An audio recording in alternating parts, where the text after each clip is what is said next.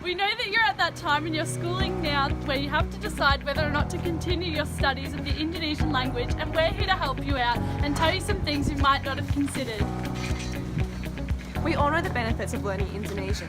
Not only does it help develop your brain, it also helps you to multitask and it will also help improve your English. Indonesian is one of the easiest languages to learn, and it sounds pretty cool saying that you're bilingual. Not only does learning the language help you, but learning about Indonesian can help make you more culturally aware. It can increase your job prospects, provide you with the key skills you need to navigate through a modern and diverse world, as well as provide you with some pretty incredible lifelong friendships.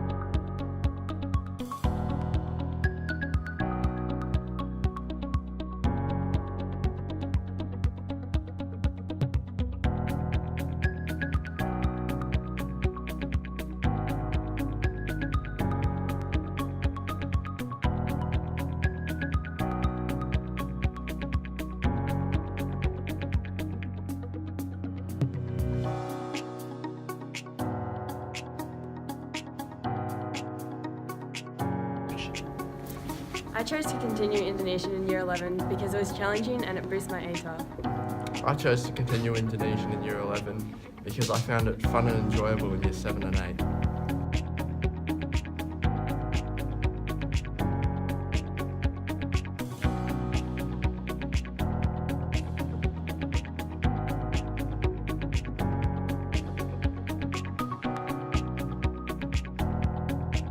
As you can see, the classes are much smaller and more focused. There are a real sense of community among us all. We find that using our Indonesian outside of the classroom provides us with authentic learning experiences.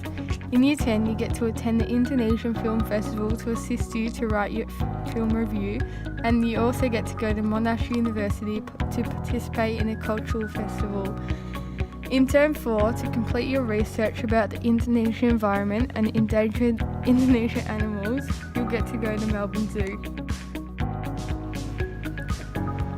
In Year 10 and 11, you're also encouraged to participate in the Sayembara Lisan speaking competition, which provides you with a great challenge to use your Indonesian in the real world and with students from other schools. But surely Indonesian gets harder in Year 10 and VCE. It's true, it does get a little harder in Year 10 and beyond, but the challenge is always welcomed and there is more support offered to help you catch up on work or understand more difficult concepts. Plus, you get to use the Indonesian dictionary in all of your assignments. What do we actually study in Year 10 Indonesian? The units covered in Year 10 include travelling around the city, Indonesian film and television, weather, and discussing the Indonesian environment. The assessments in Year 10 are of a similar standard to Year 9. You'll start to realise in Year 10 that you can speak more, read more, write more, and even understand more when listening to Indonesian people speak. In VCE, Indonesian students use the VCE study design to direct their learning.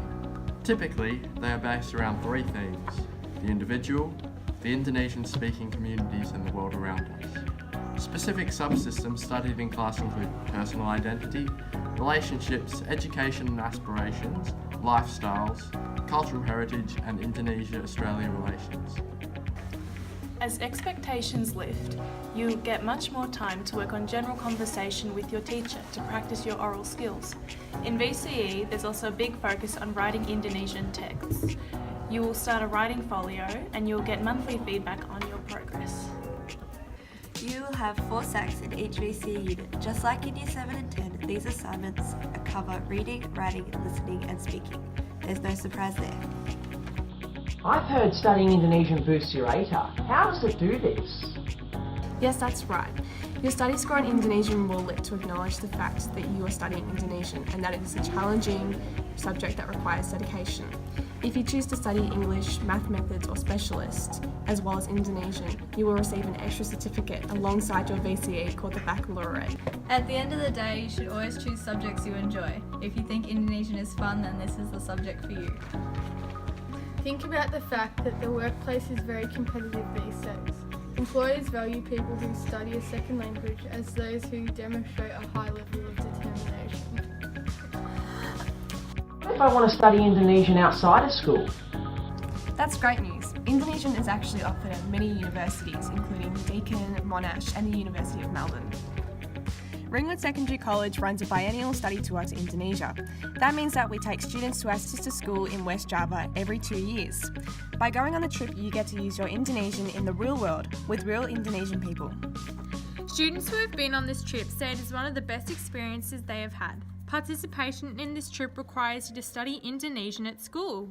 Ayo!